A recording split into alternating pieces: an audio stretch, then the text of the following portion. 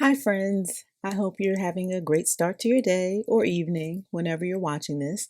My name is Danielle, and I run a blog called parentingandpapercrafts.com, a blog where motherhood and card making intersect. This channel is meant to complement my blog and hopefully will offer you loads of inspiration or, at a minimum, brighten your day. So I wanted to thank you first, thank you for stopping by. It's always appreciated.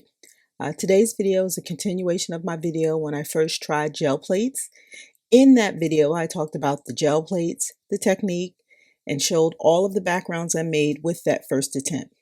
Now in this video, I'm going to follow up to share how I turned those backgrounds or one of those backgrounds into a card. So keep watching.